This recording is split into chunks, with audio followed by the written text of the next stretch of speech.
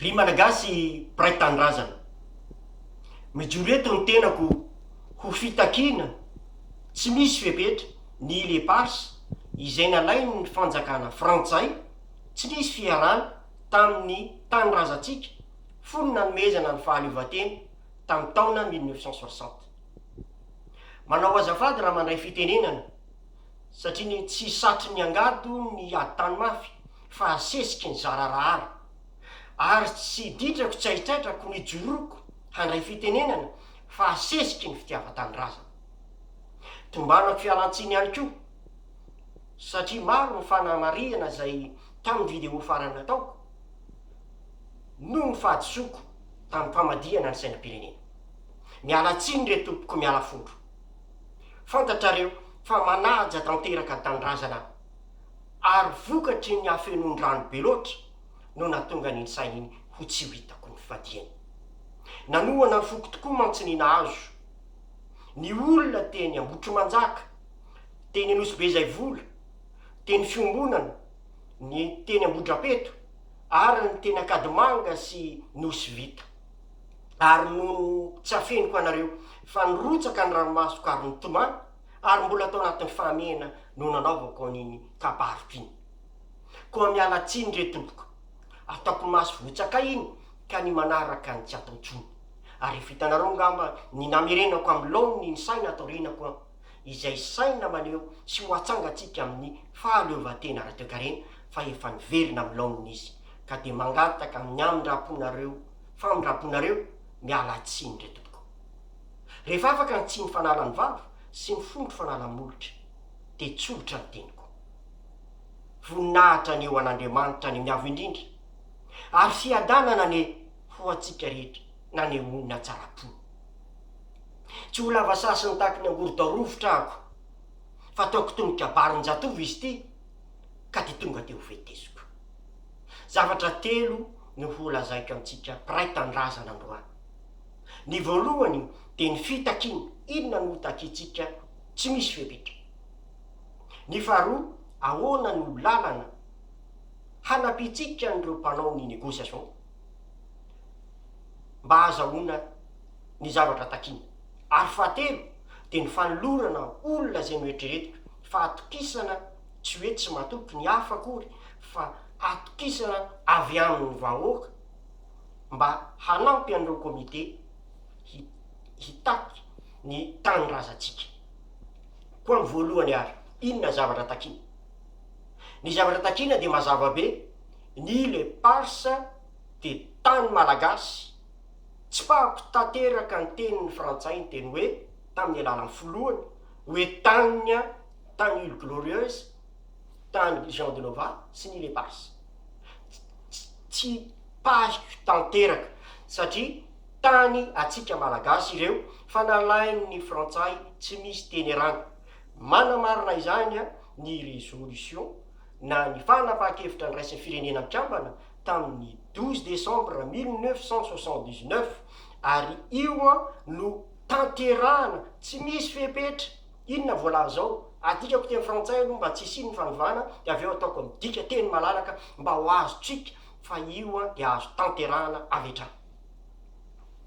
L'Assemblée générale des Nations Unies invite le gouvernement à entamer sans plus tarder des négociations avec le gouvernement malgache en vue de la réintégration des îles précitées qui ont été séparées arbitrairement de Madagascar. Résolution 3491 du 12 décembre 1979. Mbola nisy ny affirmation eritaona tao aorinanao tamin'ny 11 décembre 1980 ny laharana mitondra ny laharana 35123.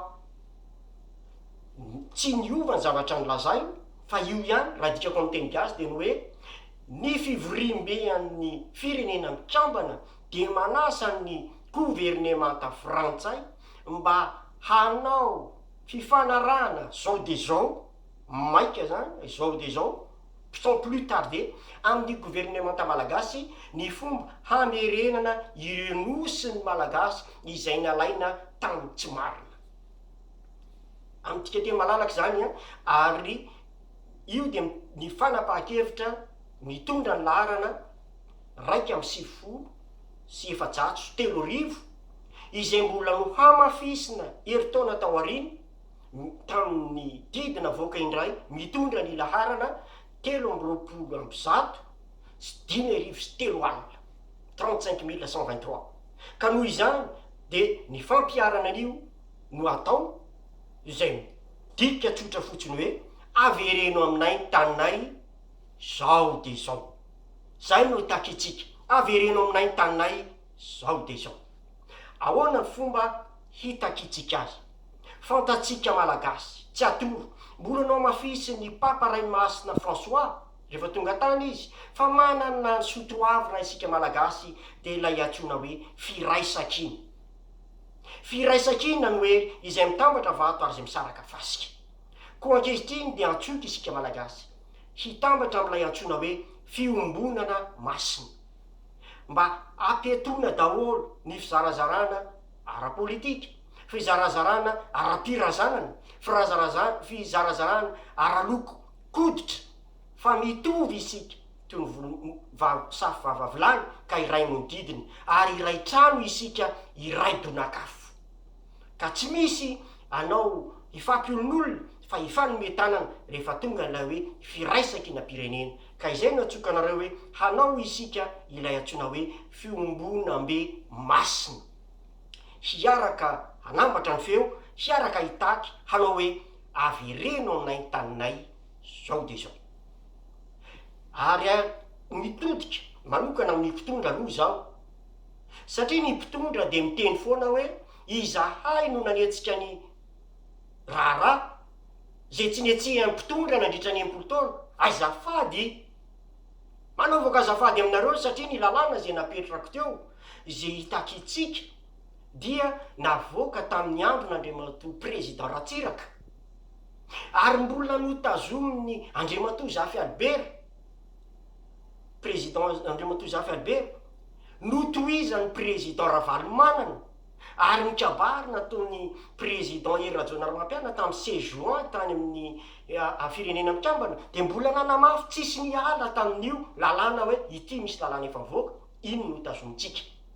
Ka noho izany todika aminareo mpitondra ankehitriny aho, angatahako mba hijanona ny teninareo hoe tsy vita ny teo aloha fa ianareo nanao azy. Tadidio fa misy ny continuité de l'État. Ianareo aloha no eo, ianareo no mpanompo, tsy mpanompon'ireo olona mifidy anareo irery ianareo, fa reo olona rehetra antsoina hoe malagasy, ianareo no ray aman-dreny. Ka aoka ianareo hanao modely, tsy hanavakavaka hoe izahay rery no navita azy, fa misy ny continuité de l'État.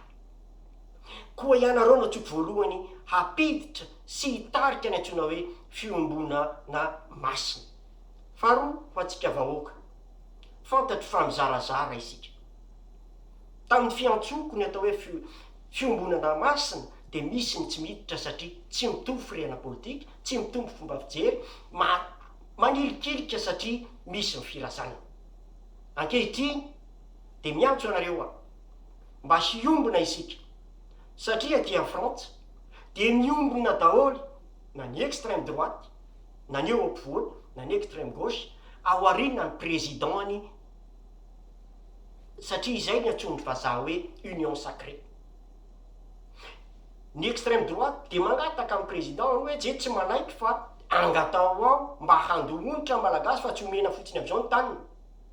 Isika malagasy tokony rahina hiaraka iteny hoe avereno aminay tsy misy fepetra ny taninay zao de zao, ary nareo ny ray frantsay tokony andomonitra satria efapolo taona izahay narirarira nareo. Ny lalàna navoaka ny firenena mikambana mazava averina zao de zao, nefa ny fitondrana frantsay tsy nanana le volonté politika fa mbola nandrirarira. Ary azaveko tsara ny antony ry malagasy de tsotra fotsiny.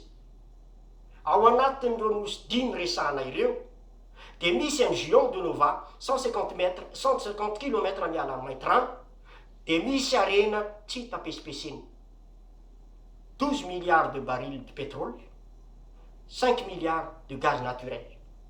Ary ireo fantatry ny frantsay reo, fantany mbola omeko anareo pirofo a fa efa misy hatramin'ny fianarana.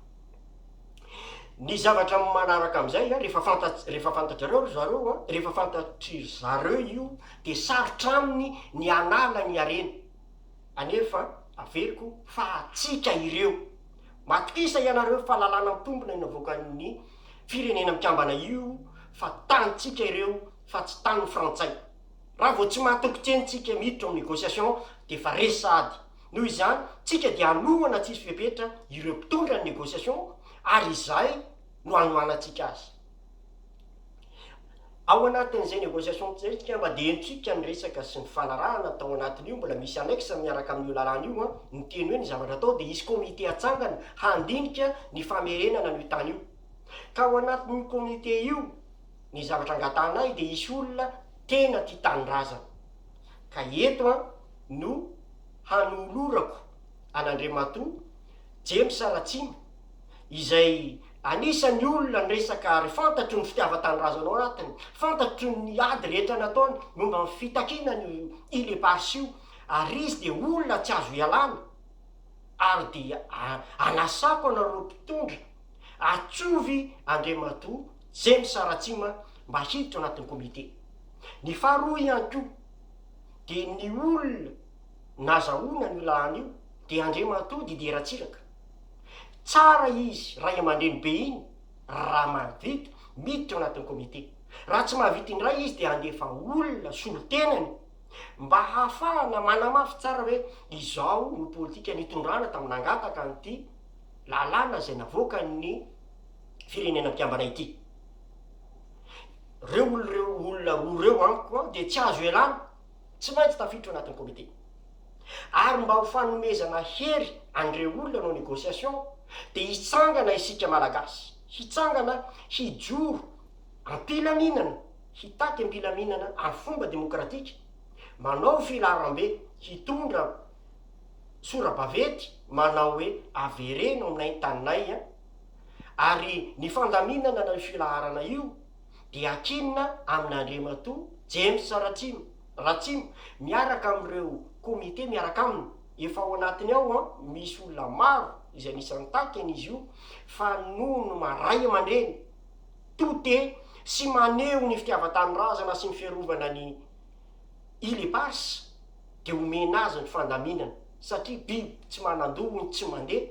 Ka de raha sitraka reo vahoaka de izy matolotro a hitantana ny filaharam-be, hanehoana hevitra, hanamafy ny tenin'ireo mpanao négociation hoe hetaheta tsika vahoaka malagasy ny hitaky ny ile-pasy.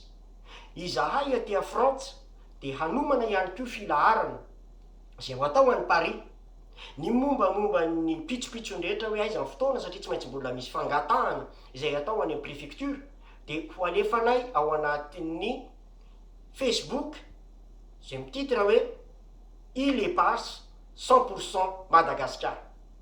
Ao anatin'io ny tenenana hoe zao fotoana, ary io fotoana io a de miaraka amin'ny fotoana izay etsehana Madagascar. Koa ny atsoko atsika vahoaka rehetra de henohy Andriamatoa James Ratsimo, ary araho ny Facebook ile-pasy 100% Madagascar. Ao anatin'ny laharam-potoana de amin'ny talata zareo anao conférence lehibe, talata ho avy zao amin'ny 29 octobre. Ny zoma orinan'io ny 1er novembre de isy fiatsona izay ho ataony eny amin'ny Infinity eo amin'ny Solim Hotel eny Anosy. Ao anatin'izay le eny Anosy no hanomezany anareo hoe rovina ny fotoanatsika hijoro isika ampilaminana ho iaho, hitondra sora-bavety mba ho enony zao tontolo zao, fa isika vahoaka malagasy de manana teny ho tenenina ary tsotra fotsiny, avereno aminay taninay zao de zao. Mety ho iaho araka ny fandaminana fa mbola angatana amin'ny préfecture Antananarivo koa izy io, mety ho miala any amikanja ny ty tanindrazana eny Ambohijatovo, mamakivaky ny tanàna de mifarana eo amin'ny ambassade ny Frantsa. Na tsy miasa raha ny 1er novembre de anjaratsika mandamina hoe rovina ny fotoana ahafahana manao azy ao aorianany fotoana misokatra ny birao na hoe voaray ny afatra hoan'ny ambasady any Madagasikara ary voafindrany indrindraindrindra aty amin'ny Elysée izay hiditra ao anaty négociation. Hery lehibe ho an'ny mpitondra tenitsika zany ary voninahitra eo an-tanin'razantsika ny hoe miray hinana ny malagasy ary tsy namela ho very na de iray dia izy ny tanin'ny ilo razany. Mbola misy tany hafa angatantsika hafa de trop milany fa mbola tsy zao ny resana azy fa misy antony angatana anazy io fa izao aloha de nosidimy antsona hoe ile parsa no angatantsika ko mahereza ny malagasy mijoro satria ny tanin-drazana tsy atakalo tsy amidy vola, ny tanin-drazana de rovana hatramin'ny aina farany ary ny tanin-drazana de natao hositrahan'ireo taranaka any aorina. Misaotra tompoko lahy, mankasitraka tompoko vavy, masina ny tanin-drazana.